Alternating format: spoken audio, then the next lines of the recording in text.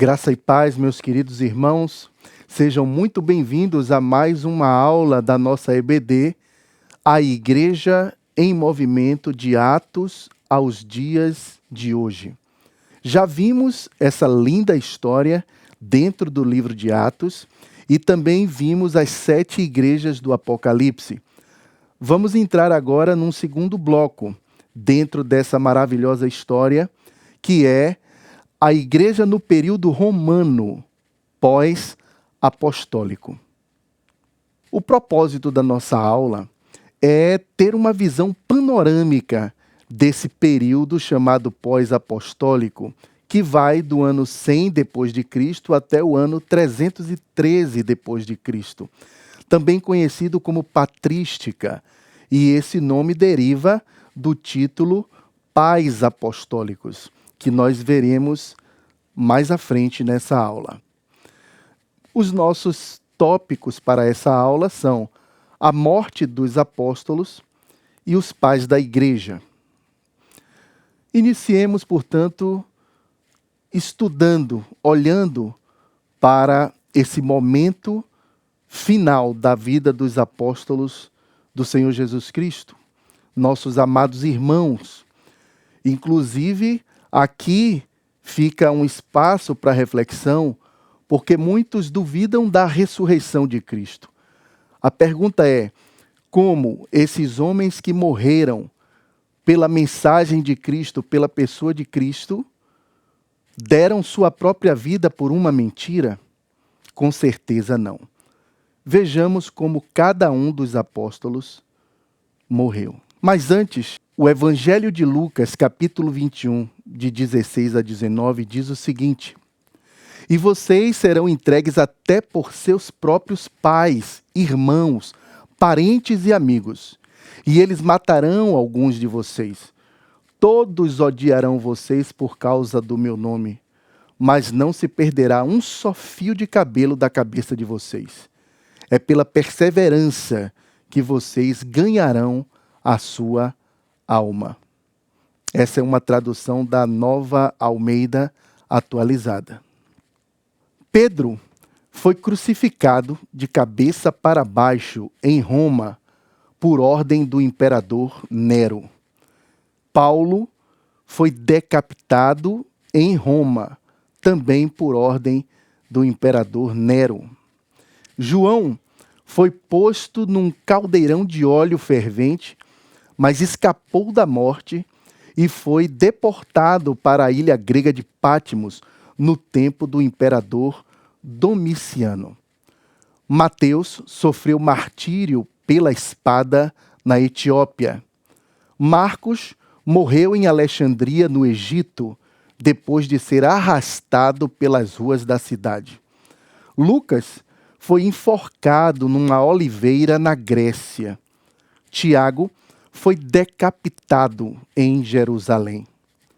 Tiago, o menor, foi lançado de um pináculo do templo em Jerusalém e depois espancado até a morte.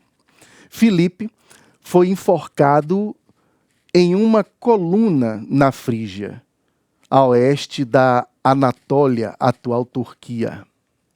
Bartolomeu foi esfolado vivo em Albanópolis, atual Debrecen, na província russa de Daguestão.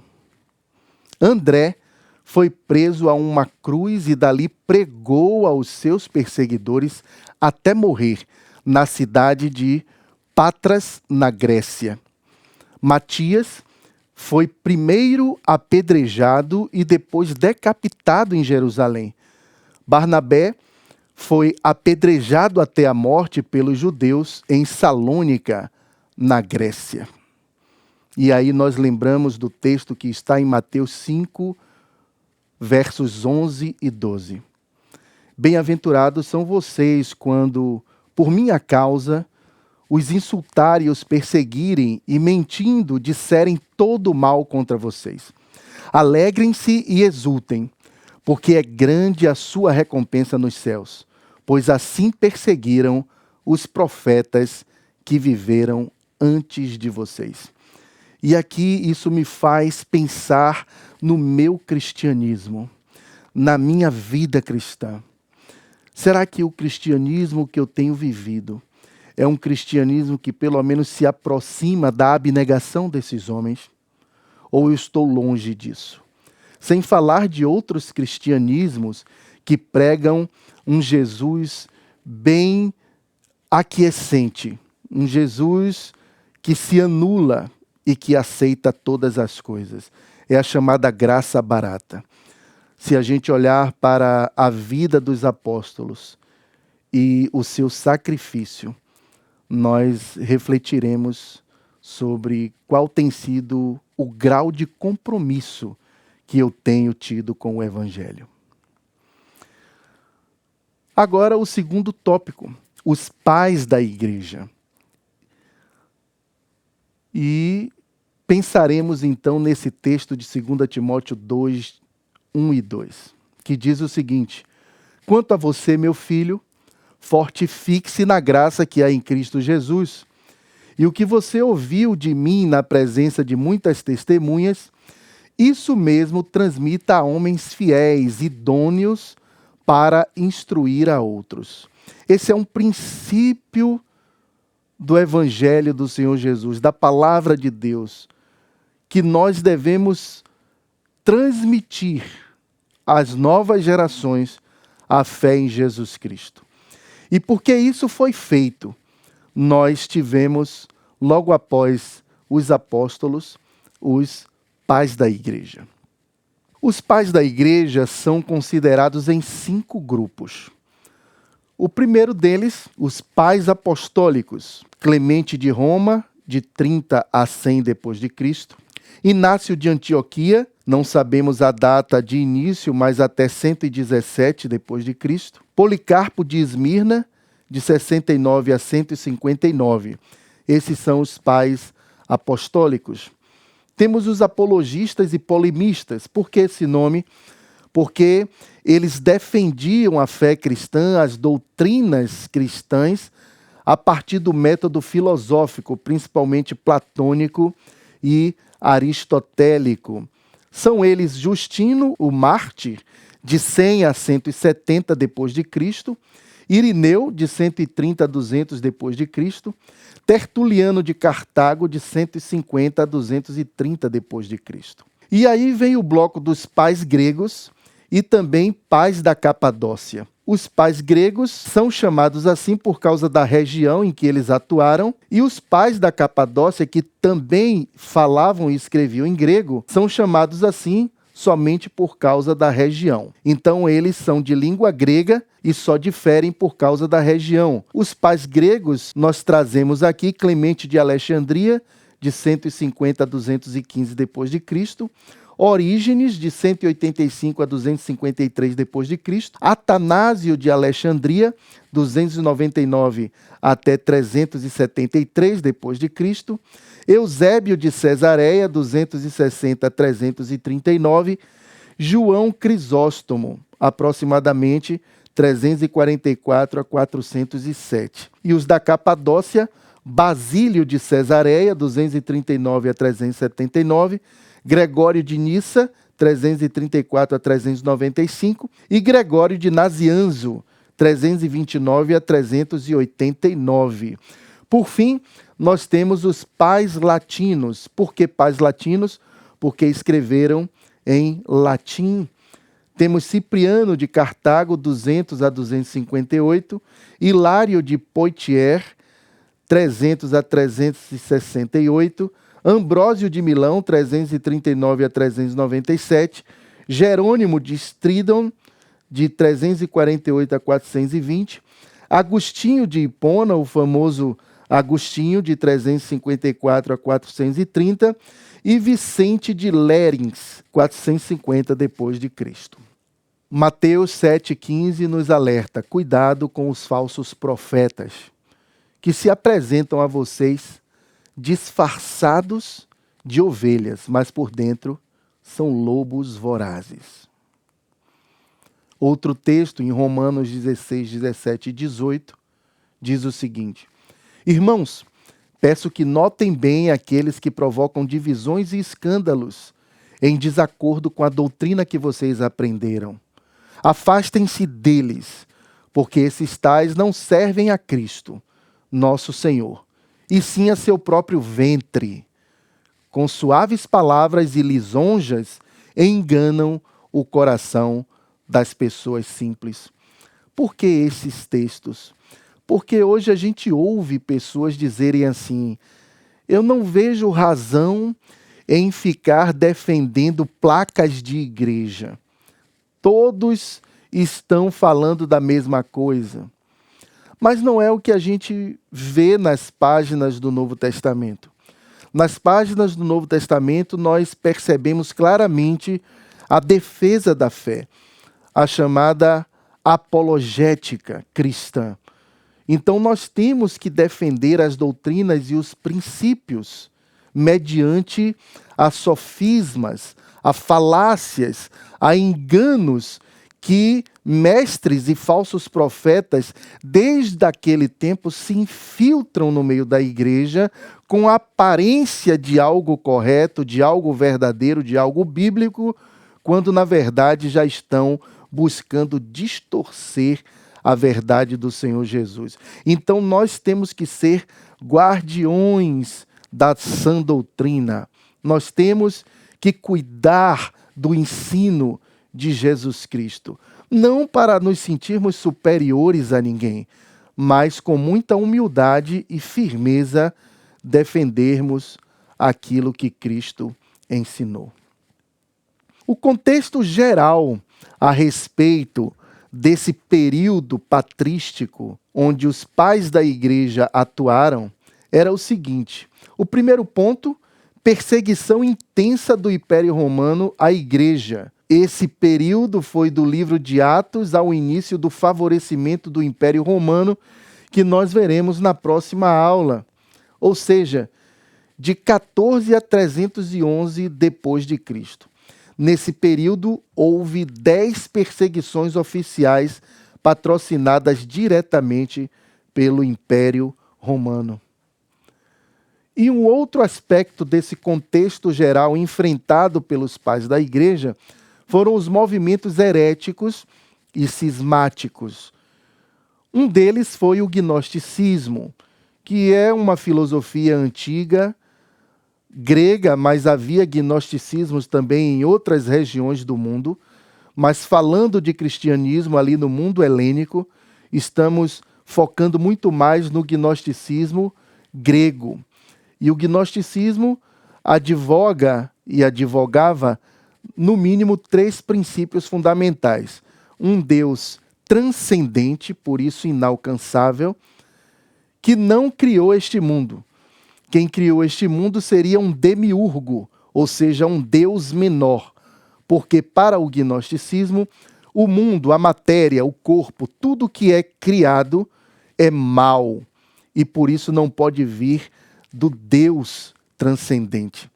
E um último critério do gnosticismo é que a salvação é alcançada pelo conhecimento oculto, gnosis.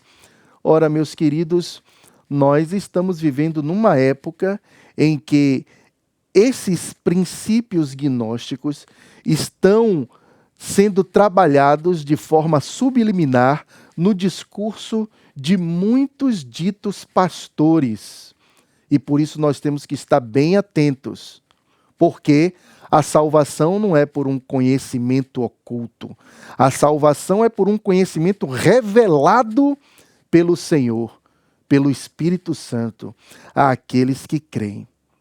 E não é um conhecimento filosófico que apenas beneficiaria uma certa elite intelectual, mas o conhecimento do verdadeiro Deus é para todos, desde o iletrado até o doutor, o PhD.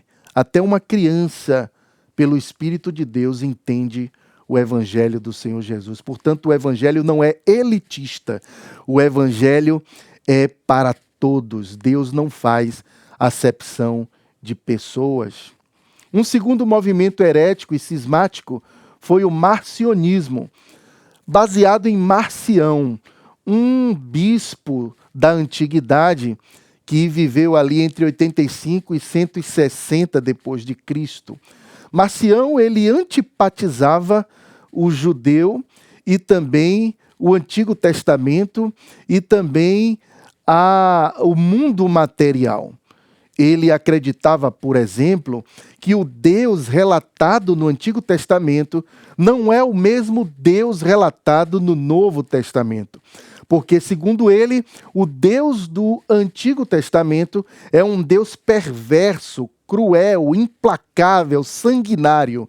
E o Deus do Novo Testamento é um Deus de amor, de graça, de perdão e salvação. Então, ele não via harmonia entre Antigo e Novo Testamento. Nós também temos visto nas redes sociais alguns ditos teólogos, alguns ditos pastores, dizendo que o Antigo Testamento já não tem mais nada a ser dito a nós e que nós precisamos olhar Jesus no Novo Testamento. Ora, isso é uma grande falácia, irmãos. Jesus Cristo fundamentou todos os ensinos dele no Antigo Testamento.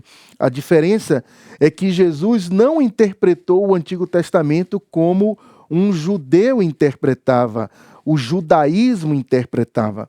Jesus trouxe a verdadeira interpretação. Então, o Antigo Testamento não tem nenhuma incongruência com o Novo Testamento. É porque a revelação do nosso Pai, o Deus de amor, ela é uma revelação progressiva. Ela começa ali no início e ela vai paulatinamente crescendo até chegar no seu ápice, que é a encarnação do Verbo, o Senhor Jesus Cristo. O montanismo, também baseado em outro da antiguidade chamado Montano, e ele defendia que depois da ascensão de Cristo, agora era a era do Paráclito. O que é Paráclito? É um termo grego para dizer aquele que anda ao lado. É um termo na Bíblia associado ao Espírito Santo, portanto. Se para Montano era a era do Paráclito, ele estava praticamente dizendo que agora estamos numa espécie de pneumocentrismo, pneumo, espírito, e centrismo, centro, ou seja, o espírito no centro, mas sugerindo que não somos mais cristocêntricos, porque agora é o espírito que está atuando. Por incrível que pareça, também já há retomada desse argumento em alguns arraiais, dizendo que o tempo de Cristo foi quando ele pisou na terra, e assim que o Espírito veio em lugar dele, nós não devemos mais ser cristocêntricos, mas pneumocêntricos. Meus queridos, isso é uma aberração, porque o Espírito de Deus veio revelar quem? Cristo. Isso está no Evangelho de João, capítulo 16, verso 14. O Espírito de Deus veio revelar Cristo. Então, o próprio Espírito Santo, ele leva a igreja a ser cristocêntrica. E, por fim, dentro desses movimentos heréticos e cismáticos, nós temos o maniqueísmo, que dizia que a revelação de Deus, ela foi fragmentada. Ou seja, ela veio por meio de Platão, de Moisés, de Buda, de Jesus, e fazendo um ajuntamento disso, nós temos a revelação de Deus. Também era sincrética, porque acreditava que o zoroastrismo, o budismo e o cristianismo podiam andar de mãos dadas. Lembramos do quê? Do ecumenismo atual, onde se deixa de fora o que é essencial da revelação de Jesus Cristo para colocá-lo como mais um no meio de outros personagens que pisaram na terra. Mas nós sabemos que Jesus Cristo não é mais um no meio de outros. Ele é o próprio Deus encarnado. Então, os pais da igreja enfrentaram esse tipo de contexto. E quem eram os pais da igreja? As características gerais dos pais da igreja são as seguintes: eram ouvidos e respeitados pela cristandade antiga, ali aproximadamente do 1º ao 2º século. Há controvérsia, mas aí é um número aproximado. Segundo, eles eram responsáveis em continuar a condução da igreja sob ortodoxia doutrinária.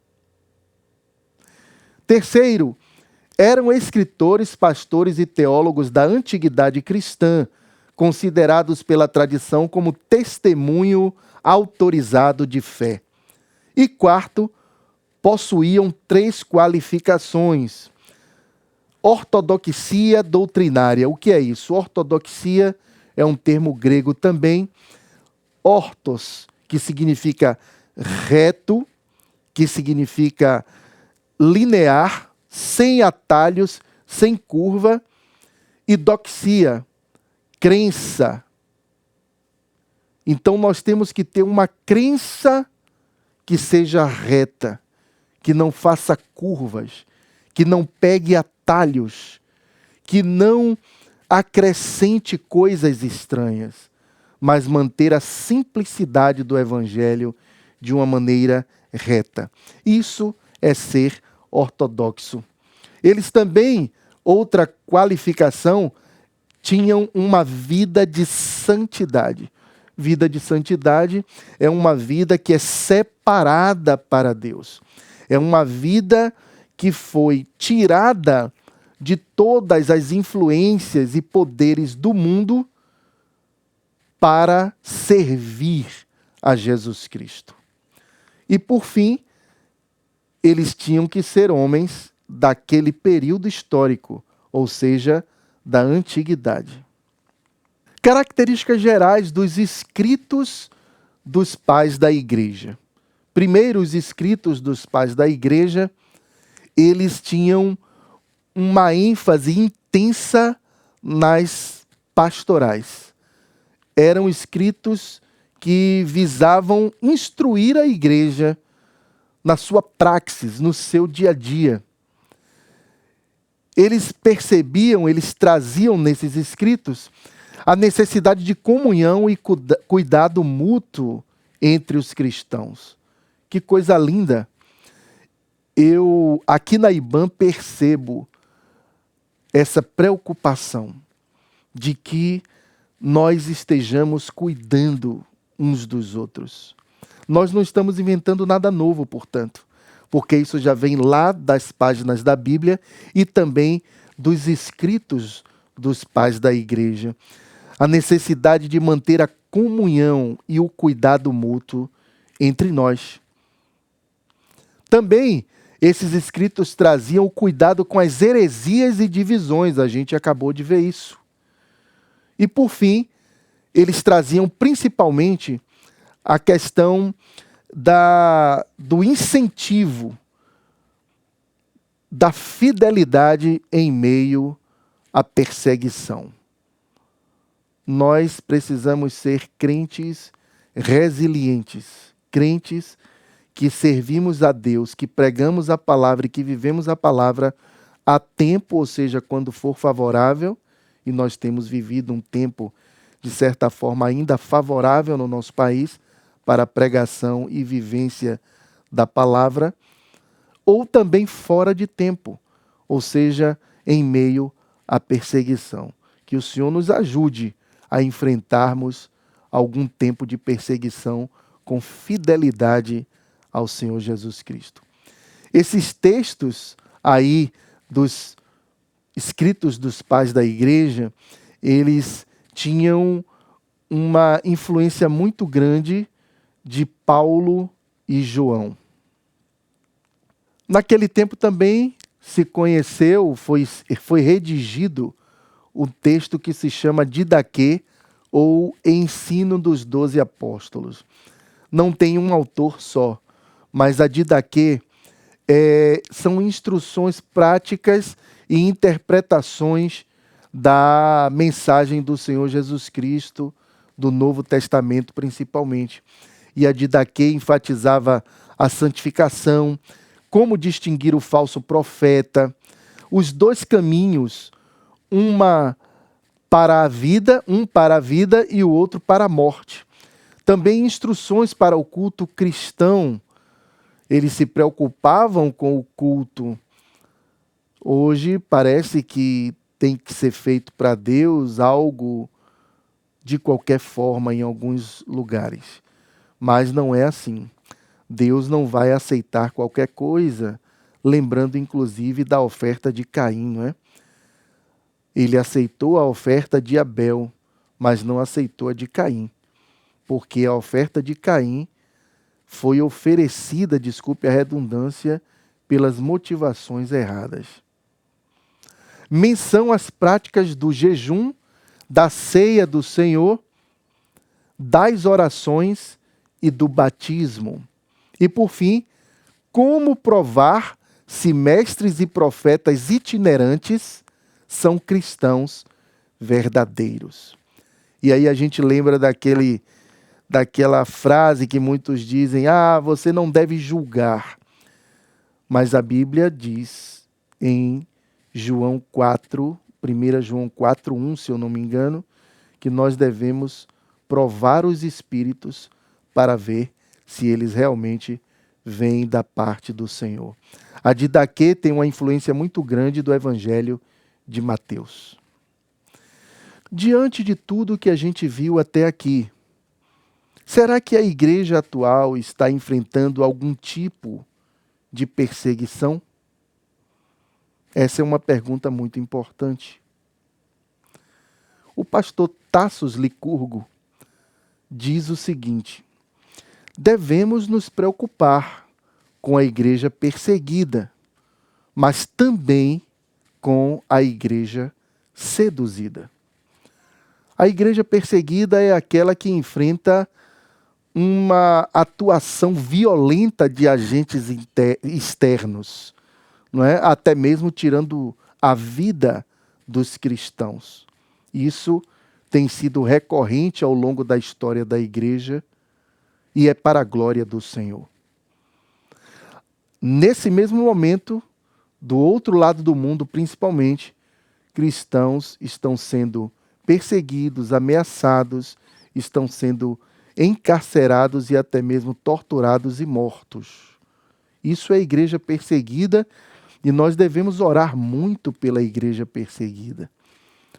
Mas olhando para o Ocidente, não existe uma perseguição nesse sentido tão cruel e físico. É muito mais intelectual. É a chamada igreja seduzida. Do nosso lado de cá, há muitas ofertas de possibilidades nesse nosso tempo para que a igreja seja seduzida e saia da ortodoxia. Diante disso, a igreja atual deve se posicionar? Eu digo que sim. Nós devemos nos posicionar. Sempre nos posicionamos e temos que continuar nos posicionando entre este mundo que jaz no maligno, diante de todo o contexto que nos rodeia, buscando distorcer, descaracterizar a identidade da igreja. Então, como a igreja pode se posicionar? Vamos ver. Primeiro, sendo corajosos. Nós precisamos ser corajosos, como está em 2 Timóteo 1,7. Depois você pode conferir na sua Bíblia. Deus não nos deu um espírito de covardia. Precisamos ser corajosos. Em segundo lugar, precisamos preservar a ortodoxia, que já foi falada nessa aula. A sã doutrina, sem curvas, sem atalhos, mas de forma reta, linear. Também nós precisamos combater as heresias e as facções que muitas vezes se levantam em nosso meio. Nós precisamos sim fazer a apologética, a defesa da fé sempre. Claro, com amor, com graça, mas com firmeza e fundamentação bíblica. E por fim, a igreja deve se posicionar mantendo a comunhão entre os irmãos, o cuidado mútuo. Nós vemos, por exemplo, que está muito na moda os chamados desigrejados. Eles dizem que não precisam de estar ligados a alguma igreja, mas isso é uma heresia, porque a própria palavra igreja significa assembleia, significa comunidade. Será que eu ou você já viu uma assembleia de uma pessoa só? Não existe, né? Pode ser chamado comunidade de uma pessoa só? Com certeza não. Comunidade significa um número de pessoas que convivem ao redor de um mesmo propósito. E o nosso propósito que nos une é exatamente a pessoa do Senhor Jesus Cristo. Cuidemos, portanto, uns dos outros em amor. E que Deus seja louvado. A nossa próxima aula tratará do cristianismo, a religião oficial.